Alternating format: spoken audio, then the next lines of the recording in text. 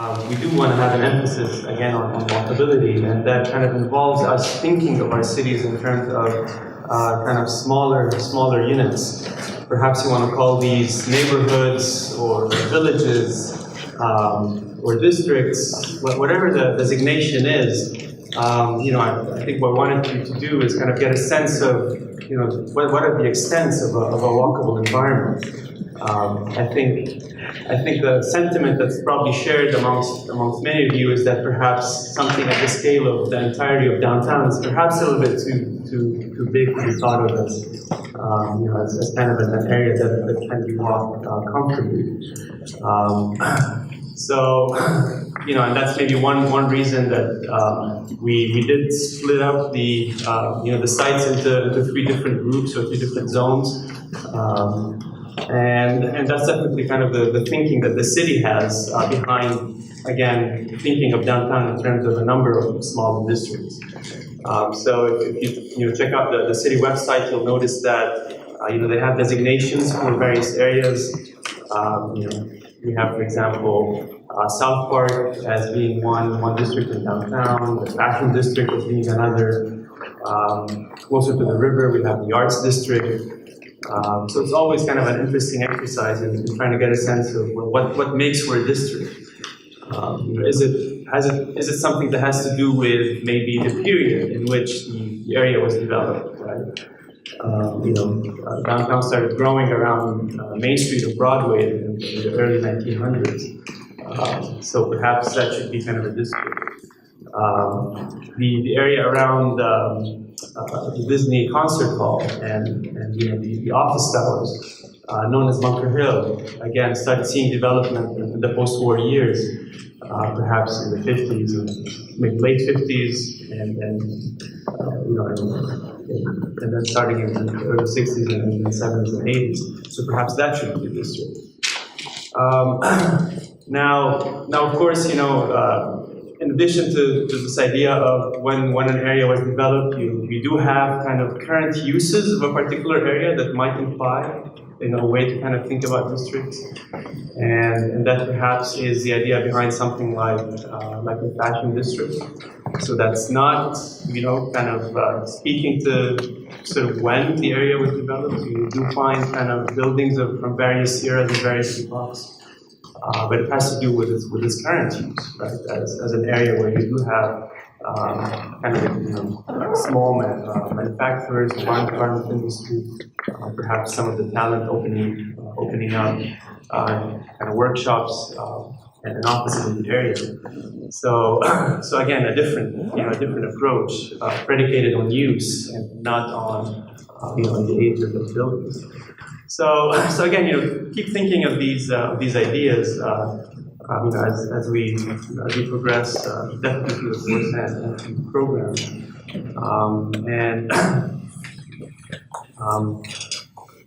I think it will definitely make for an interesting discussion in our classes and studios. Now, the topic that I'd like to talk about in a little bit more detail today is this idea of public and private space. Again, that's sort of been sort of a big component of the field trip, which did involve us going in and out a number of quote-unquote public spaces.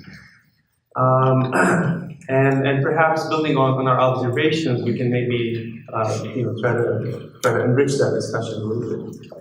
So,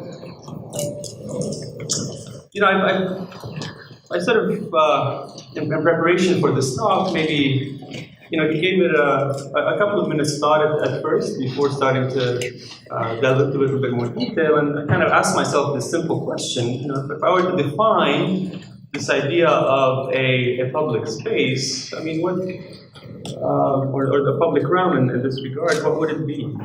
And I just sort of noted down kind of the first thing that came to my mind. Which is perhaps this idea that the public realm is the part of the environment to which the public has free access. I sort of knew, as I was writing this down, that this is perhaps a little bit too simplistic Perhaps there's a little bit more to it. But again, I thought it might be a good way to sort of start thinking about this idea. Now, obviously, on our walks, we did go through a number of spaces with wildly different, characteristics. Again, not all of us visited the same site.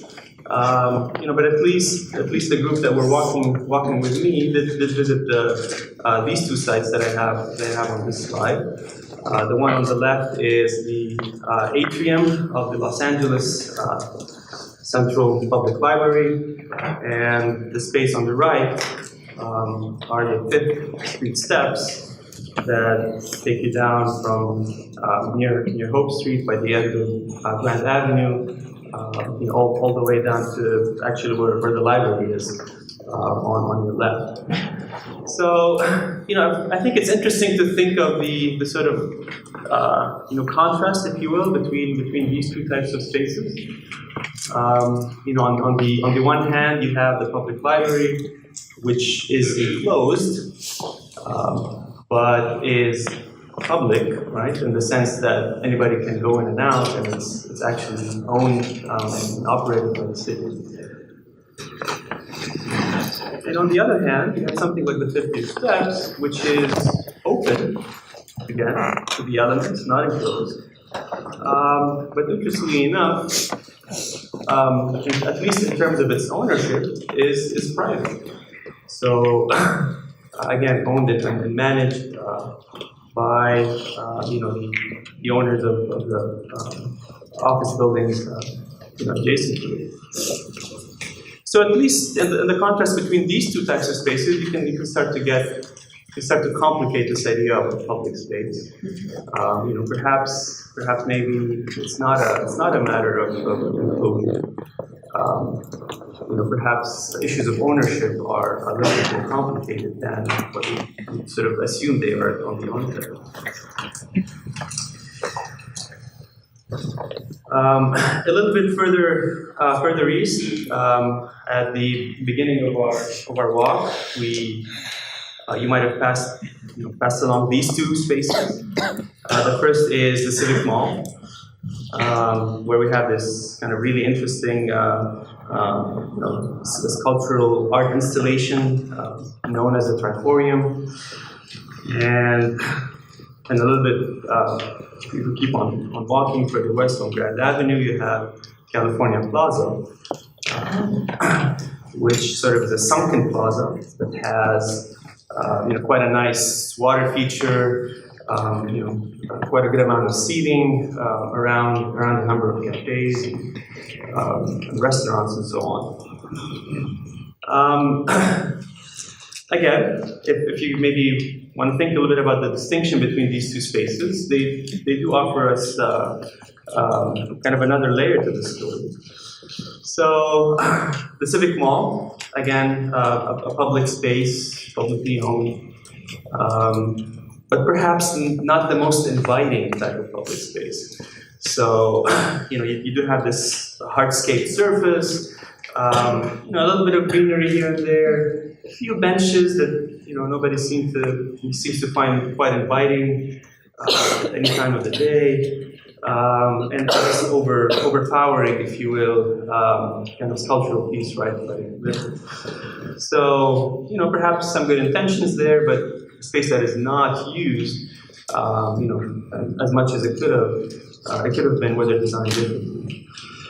On the other hand, the California Plaza, again, a pretty active and busy place. There are always, throughout the year, events that are planned.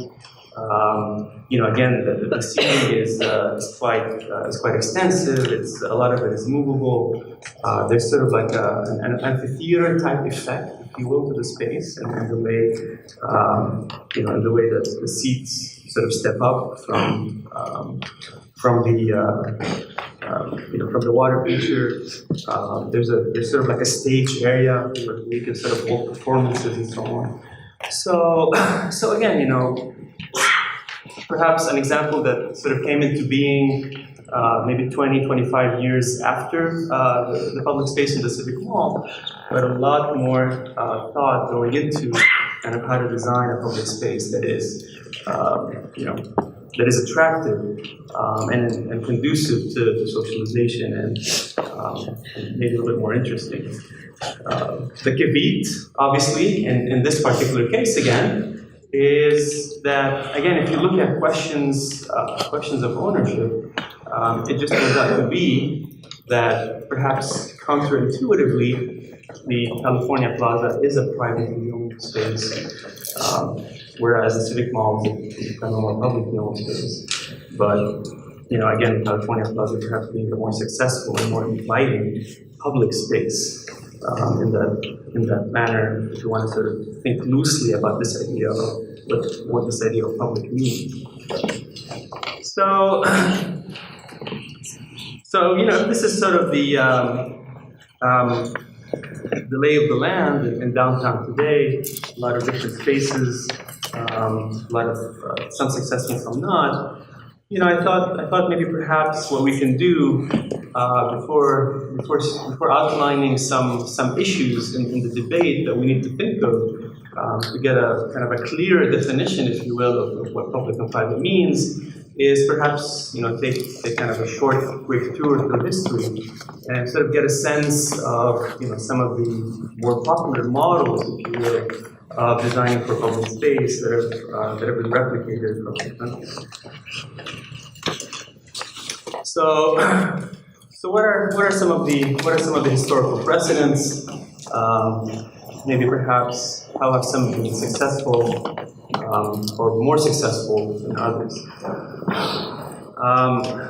We're not going to go too far back in history, but if you want to take it maybe in the end, like maybe mid-19th century, and especially more so in the communities out east, we can think of the public space in some of the smaller villages, and perhaps, again on the East Coast, or more specifically so in New England, as being some of the earliest examples of public spaces that we've had in this country. And so this term, the village commons, sort of describes this kind of small public space around which you would typically have had maybe perhaps a church, perhaps a civic building, maybe a number of commercial structures. It served a purpose. It was basically this nucleus of a community, if you will, around which communal life was structured. So, and again, even though this was maybe a model that was befitting of some of these smaller towns, if you will, it did find application as a historical precedent later on, in some larger cities. Obviously, the kind of idyllic, if you will, slow-paced life of the small town didn't last for long, right? Cities grew. We did have urbanization at a larger scale and a faster pace, throughout the 20th century. And this is kind of a nice image from back in the day in the 1920s, right here in LA, around the intersection of 7th and Broadway. Basically showing us kind of the hectic pace of life, at a time when a lot of development was happening, and I'm using this term, the clash, to kind of speak of a very exciting and transitionary, if you will, time in the history of the city. So it was definitely a clash of modes of transportation. Right? I mean, you see streetcars and pedestrians and vehicles, or vying for that right of way. It was definitely a clash of various types of different uses. That we definitely had we definitely had housing. We started to see the rise of new types of commerce back in the day. Perhaps the department store stands out. It's kind of that new type of commercial emporium that redefined the commercial landscape. And on the other hand, we also did have a clash of cultures. The early 20th century was a time when, when we had kind of a sustained immigration, perhaps a little bit more intense than we saw earlier on in the 19th century, especially from Southern Europe. And so, all of that put pressure, sort of unprecedented pressure on cities, and in some ways kind of made the case, if you will, for public space a little bit more strong. And for those early, kind of pioneer city administrators who were thinking of kind of maybe the uses of public space, all of these issues sort of, were to bear on that question. So is public space again something that is to be used to kind of relieve congestion in the city? Should it be something that is it a place where maybe natives and immigrants can meet, and perhaps immigrants can sort of be acculturated, if you will, to the ways of the host country. So again, it was an interesting and lively debate. Now, debate is sort of one thing, but at the end of the day, you do have to come up with solutions. And solutions solve some issues, perhaps a little bit more successfully than others. And this is perhaps how I'd like to kind of look at the various solutions that have sort of become more prevalent over the years.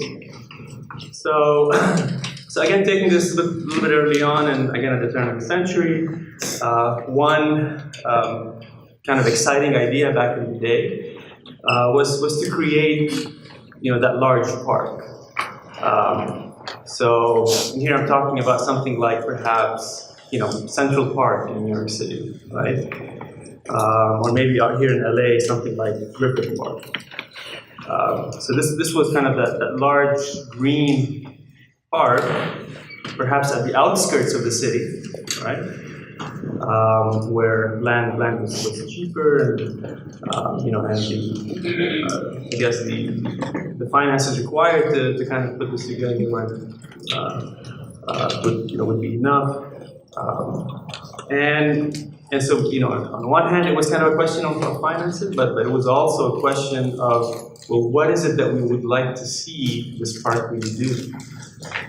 And again, think about a time when you had kind of industrial cities that were, again, teeming with factories, smokestacks, right?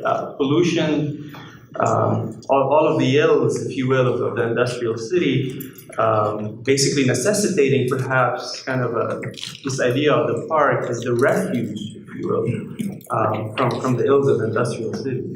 And so this idea of a public space maybe perhaps became synonymous with the idea of kind of nature in the city.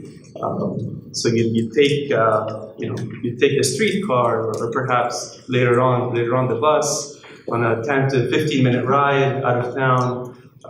You live close by, perhaps 30 minutes if you live further away.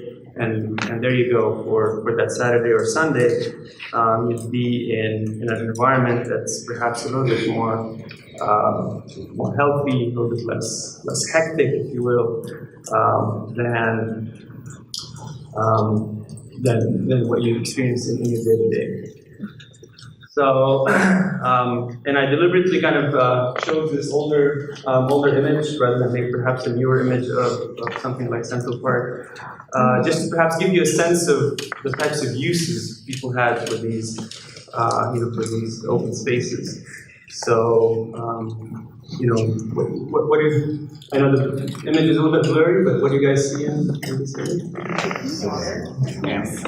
So there's a large body of water. What else? What are people doing? Just sitting around, having a picnic. So if we want to sort of describe this as kind of passive or active recreation, what would it be? Passive. One of passive recreation. So again, back in the day you worked at a factory and you only had one day off, and you wanted again to take the family away from the toxic environment, the hectic environment in which we live. Something like kind of the outline park, or perhaps a term that's sort of come into currency to describe it, which is the pleasure ground, would have been your refuge. Now, what's the downside of something like this? I mean, it does some things well, but perhaps what could it Costly. What could be the negatives of something like this? I heard costly, I think. So you did need to afford that fare, right? On the streetcar to get to that park again. That is absolutely valid. What else? There's a lot of maintenance that needs to be done on the landscape. Right, and so I mean, these are quite costly to build and quite costly to maintain. And at the end of the day, how many of these are we going to be able to design for, right, in an urban environment? Not many, right? And so perhaps these two ideas, the idea of being able to afford a fare, right, and then being able to, let's say, have the time, right, to get to wherever that park is, raises questions of equity in a way. Again, because it might be that those more affluent might be able to avail of that amenity a little bit more than those on the lower rungs of society, and those perhaps that live closer by. And it's in this spirit that we, in some sense, that we started to see the rise of kind of neighborhood parks as public space. And the idea of the neighborhood park, again, is that if you have neighborhoods, you'd have one in each neighborhood, right? So this is not the park that you only visited, right, on a Sunday. Perhaps this is the park or the public space that you visited also at the end of the day, at the end of the workday. And again, in a time when the industrial city was, wasn't as kind, let's say, to the worker, as perhaps it is a little bit more today, with some more progressive labor regulations put in place. The neighborhood park, again, was conceived of sort of as this place, right, where a worker can go and recreate for free, right? So whatever you earned, you could always go there. And again, I chose this image from back in the day. And interestingly enough, if you again, the quality might not be all that great, but if you kind of look closely, what you see is some gym equipment, some swings, and slides, and interestingly enough, these were meant for adults, not children. So what you have here is 30 and 40-year-olds basically using these swings, and not 5 or 6-year-olds, right? And so this idea of free play or active recreation was not one that was limited, right, to children. Again, it was this idea that if you were in a factory all day long, right, whatever you were doing, perhaps you were, I don't know, you had your regimented menial task of, you know, taking two pieces of a machine and putting them together. That's all you did all day. You know, a repetitive task, 1 hour after the other. You sort of wanted to use recreation as a way to, you know, kind of be creative in how you explore, you know, how you move about, and not be kind of confined, if you will, and constricted in terms of tasks that you would have done you've been doing all day long. So, so the neighborhood park movement, and it was a nationwide movement. You know, had that in mind, but it also had in mind, again, this idea of kind of immigrant neighborhoods, if you will, and the idea of using public space as a way to assimilate, if you will, immigrants to the host community. Some of them did have buildings where immigrants would have classes, all sorts of classes in language and arts and perhaps reading and so on. So again, it was a response to the industrial city, but also to this idea that, you know, perhaps again at a time of immigration, we need to do something to create that melting pot, if you will, that this country is all about. So, what would happen next? The suburban revolution. And this is an interesting image of one of the first suburbs to be put up on Long Island, New York, a town called Levittown. And perhaps nothing too special about the layout of these homes, which unfortunately was sort of the predominant characteristic of suburban tech. And the image on the right is of one of these homes being put up, and it kind of gives you a sense of the extent to which some of these homes were mass-produced. So it wasn't just that we put up, you know, homes that all look the same. In a lot of these communities, you pretty much had the same type of you know, cabinetry, the same you know, the same style of stairs, the same wallpaper, the same everything. And so you know, teams of craftsmen sort of walk around from one side to the other, and, you know, sort of pick up all of these pieces and sort of, you know, assemble them on site. So a lot of this stuff is sort of mass produced. Elsewhere, it's sort of brought in and then assembled on site. So you know, this is sort of the story of suburbs. What did that mean in terms of public space? It sort of did mean, again, that we needed public spaces in these suburbs. And so the suburban park sort of came into existence. So that's a little bit different than the neighborhood park. And sort of we transitioned, if you will, from the image on the left, right? We had a bunch of kids sort of walking or playing by the sidewalk and the city to something on the right. You know, where we did have that suburban park, perhaps a little bit more lush landscape. Maybe it has a little bit more in terms of play equipment.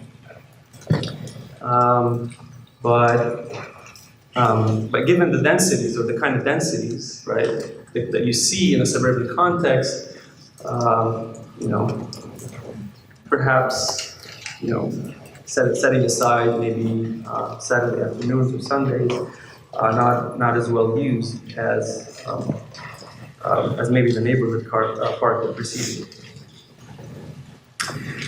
So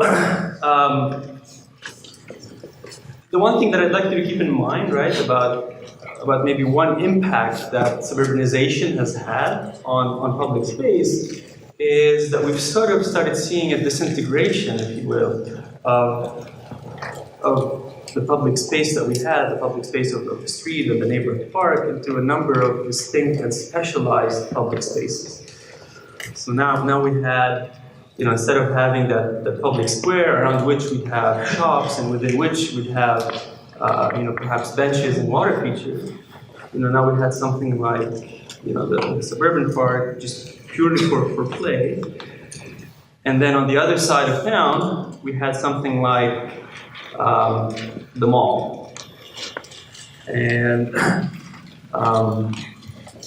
malls back in the day, maybe for about 10 or 15 years, were open air. And so the image on the left, Willingboro Plaza, kind of in New Jersey, kind of an interesting early example of an open air, open mall. And the image on the right is the first enclosed mall in Medina, Minnesota, designed by Victor Groom, a famed architect. Just to give you a sense of how we sort of slowly but surely kind of lost this idea of the mall perhaps as a public space, and kind of start thinking a little bit more as a commercial space over the years. But perhaps again, the general story here is that this was a public space that was kind of purely for commerce, versus perhaps what would have been earlier on, where it would have had where public spaces had a few more functions attached to them, perhaps social functions or communal functions. So,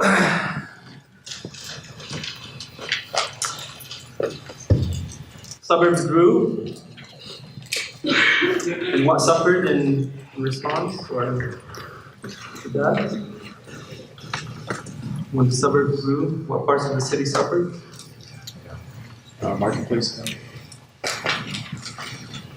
So the downtown suffered, right? And what would have been kind of the draw of the early suburban shopping mall? vis-a-vis maybe perhaps the kind of the downtown department store? Why would it have been a little bit more attractive? More vendors, bigger vendors, Is that it? bigger vendors, or more of them. When you think about department store, it has like all of what you want in one area, which is like how they go like this vendor or this vendor or this vendor. You get it all in one place. But why would a downtown department store suffer, and kind of suburban malls that maybe had department stores been a little more attractive? People just leave them. So that's a good point. Now that the population is starting to suburbanize, right? So they live further out. Why would they want to drive in, right? For that downtown shop? What else? What do malls have? They have buildings, and what else?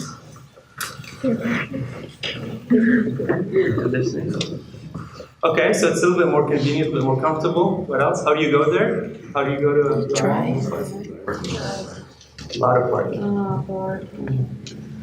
So there's a lot more distant business companies rather than local business companies that were gathered inside the city. So a lot more variety, a lot more, a bigger concentration of businesses. Sure. So it was more convenient at a number of levels, right? You drove there, there was more of what you wanted. Perhaps it was air conditioned. And this was again at a time when traffic, right, in the central cities was kind of, reaching intolerable levels. And what did cities do? Obviously, they looked at the mall and they said, well, perhaps we can try to make our downtowns feel like malls in one way or the other. You wanna sort of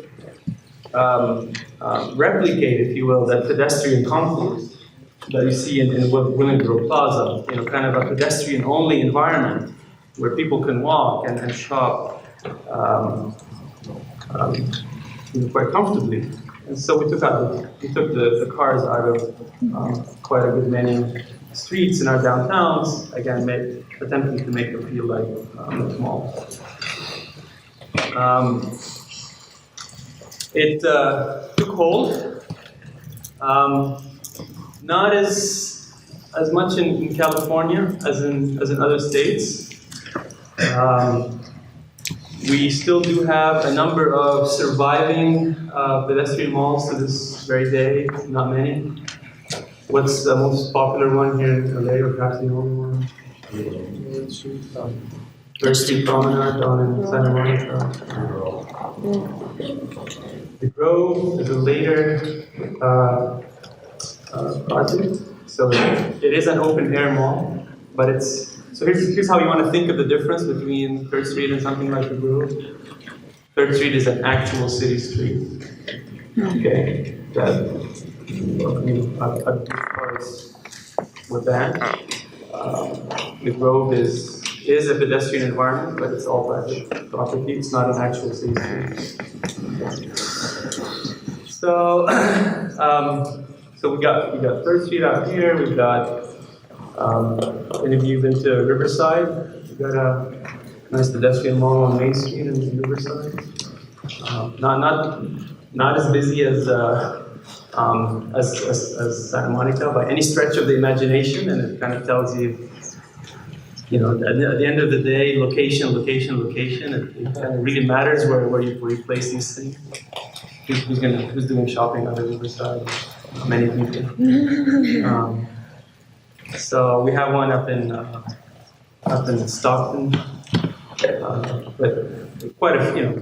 But elsewhere in other states they've been a lot more popular. What about Fulton Mall in Fresno? And Fulton Mall in Fresno. Yeah. And I would think these are the only four the staples we have today. And yes, they are struggling for the most part. Because at the end of the day, as much as you sort of wanted to control the environment as a city and make these as appealing as the malls, you are at the end of the day constrained, right, by weather. They're not enclosed. You are perhaps constrained by whoever owned the shops or the property along the street. You can't control the types of businesses that you have as you would be able to in a mall. So there are limits to how much you can exercise control. But the cities tried, so they tried that. And they also tried bringing back some, let's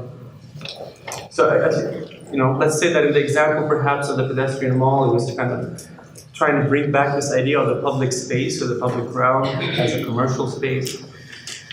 They also try to bring back public space as a social space, and so this is kind of a question or kind of a trend that was again perhaps more popular out of the East Coast, where you started to see cities sort of taking hold of properties that either had abandoned buildings or were underutilized in some form or the other, and either put up kind of a nice small kind of public plaza or a small park in their place, or in many other cases even handed them over to nonprofit corporations that did that as well. And so, obviously these did have an impact on perhaps persuading, right, some of the residents of downtown who would have otherwise maybe thought of moving to the suburbs, or perhaps staying in the downtown. You'd much rather, I think, what you see on the right,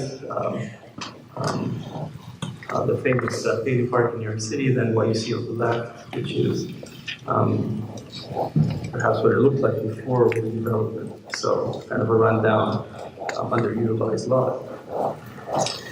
So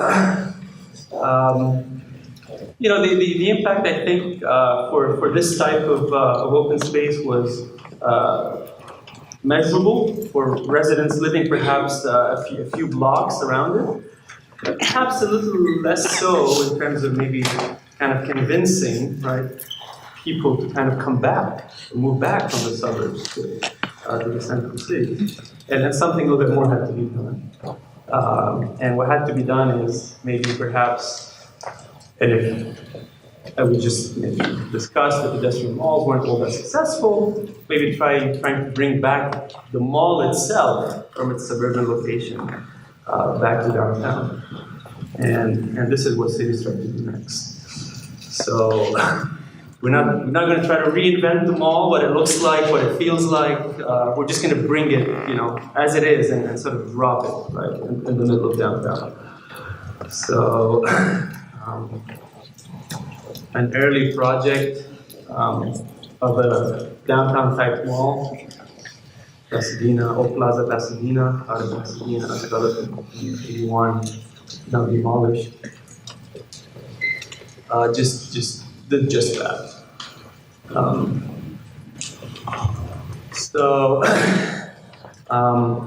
More successful, I can report, than pedestrian malls. Why, perhaps? Why would a enclosed downtown mall be a little bit more successful than a pedestrian mall? Especially in the 1980s.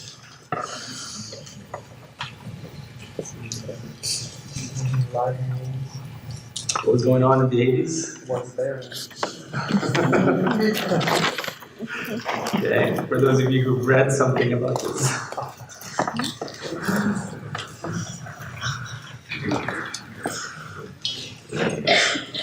Well, it had walls, right? So the fact that it had walls basically meant that, again, you didn't necessarily have to have much contact with your surrounding environment. You didn't have to have much contact, right, with whoever was still living in the downtowns back in the day, perhaps a lower income community. If you're socially conservative, you didn't have to have, a lot of them did have the facilities of the suburban mall, like underground parking. The shops don't face the street; they face the internal concourse, the walkway. So bringing something like that and just dropping it, in the middle of a downtown area, is not going to do well for the life on the street. So the more successful ones, again, ended up being the ones that were sort of like a compromise, if you will, between a pedestrian mall and an enclosed mall. And I'm guessing for this one, at least, many of you might have been to Horton Plaza down in San Diego. Show of hands. Okay, so I think we're going to end early so that all of you can drive down. So, it's worth it. Where is it? Horton Plaza is in downtown San Diego.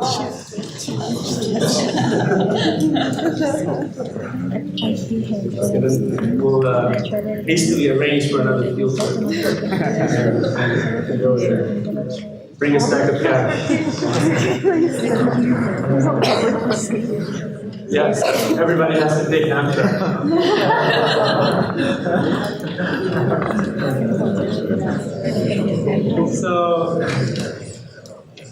So again,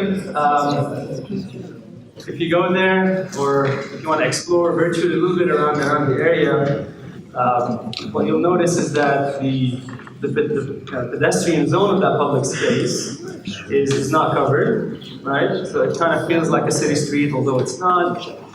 And the walls are not blank. The walls in Horton Plaza do sort of try to simulate, if you will, the environment around it.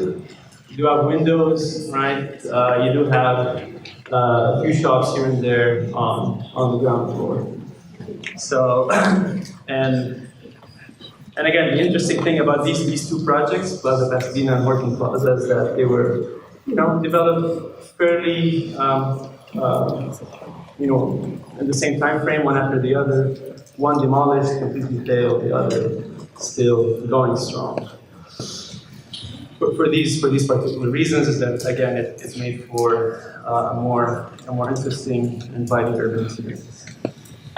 Was it the buildings on the outside, are they connected to the inside, or is it like separate? Some of them are fake in a way. They don't reflect the kind of the use behind them. So you just have patterns on the walls, right? But others do reflect spaces. But the entire thing is a mall. So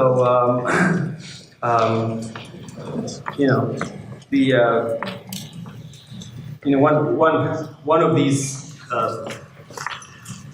building facades, like the green one or the yellow one or the orange one, could be the Macy's. So it's a floor space that's that deep in the sense that yes, you can walk all the way and maybe look out. But some of them, some not. But we applaud the effort there.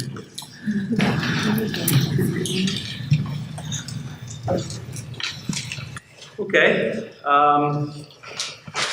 So recreation, right? Is perhaps maybe one use of the pedestrian mall, perhaps commerce is another, or walking, just the simple pleasure of walking. And commerce definitely more so for downtown malls. But at some point, developers sort of found an interesting formula in this idea of programming the uses of public space. So, one of the initial slides that we started with was the one of California Plaza, and sort of mentioned how you sort of have this stage-like area where the management company invites performers every now and then, and so on. So again, it's this idea that if there's something happening, right, in public space, it might be a little bit more successful. And that's sort of the idea of the festival market. The most perhaps famous example is this project in Boston by the name of Faneuil Hall. So again, taking the open space around a historic market and a historic assembly hall, extending that market, building another structure to hold more stalls and shops, and perhaps activating that public space around it. And so what they did in this particular case was to introduce an idea that would become very popular today in other types of public spaces, which is this idea of building kiosks in the public space. Again, wouldn't just have maybe the dead open public spaces of the LA Civic Mall that we saw on the earlier slides, which is just overpowering culture. But perhaps you can have smaller kiosks that can be either used as cafes or used as, again, to sell merchandise as well. So again, what's happening here, right? I mean, if you sort of want to think of a transition, if you will, between, perhaps what was going on in the suburban mall and all of these efforts of kind of reintroducing public space in the downtown of the city, maybe one way to sort of think about this is that we're, again, reintegrating the various uses of public space. So we sort of split them apart a little bit in a rush to build suburbs. We build neighborhood parks, we build malls.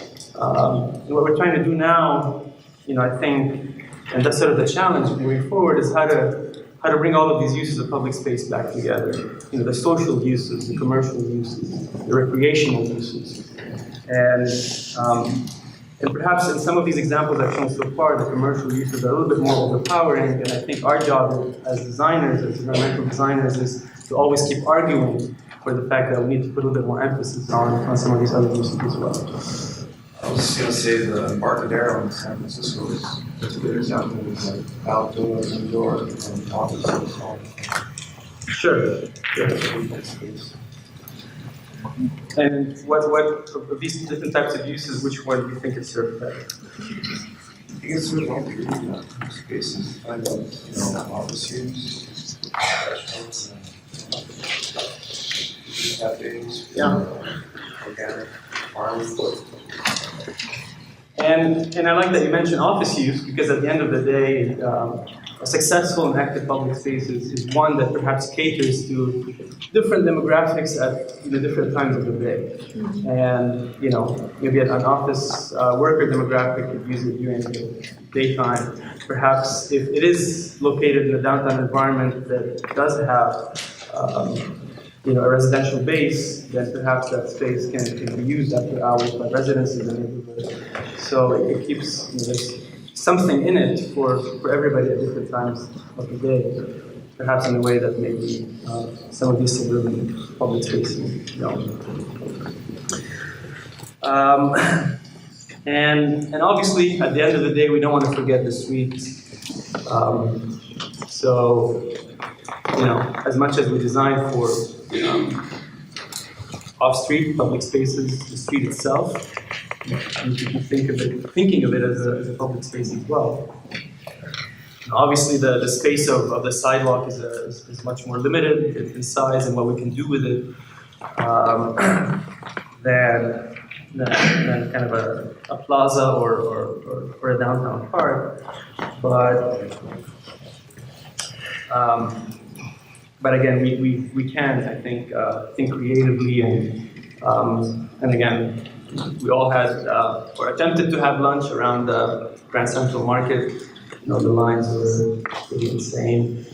But if you walked out of the Central Market and into the $1 Million Theater, again, you saw the city's pioneering sort of attempt to use or to give back some of the vehicular lanes to pedestrians and create some outdoor dining area in front of Grand Central Market. So again, streets too are public spaces, and it's a push and pull between prioritizing for motorists and prioritizing for pedestrians. But we, I think, need to keep pushing to find a happy compromise between these two. So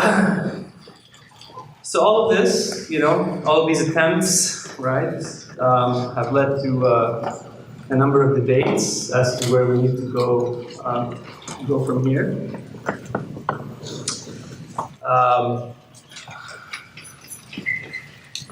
Early on, I think, in reaction to the suburban exodus, you would find commentators speaking of something like the quote-unquote end of public culture, perhaps as a reaction to some of the more commercially inclined efforts of recent years. You would have commentators speaking of, maybe the commercial. Well, speaking of the idea that we're maybe prioritizing consumption a little bit more than some of these other uses of public spaces. Maybe perhaps we need to have a check on the corporate interests that are driving, maybe have driven the agenda in maybe 80s and 90s. And at the end of the day, we need to think of public spaces as opportunities to restore the community spirit that maybe, again, has eroded a little bit in the first 4 years. So I'm just gonna go through quickly a number of slides to introduce few more terms, and then we'll get to the gist of what I'd like to end this with today. So a lot of our public spaces are neglected. A lot of cities have fiscal issues. A lot of communities don't see the value of investing in public amenities and public infrastructure. I think this is a debate that has happened on the national level. So in the same way as we're having this debate about, say, high-speed rail, right, on the national level, and the value of federal government investing in transportation infrastructure, it's the same kind of debate that we're having at the local level on the value of reinvesting in our public realm. We do have a lot of opportunities to creatively rethink of some of our quote-unquote lost spaces.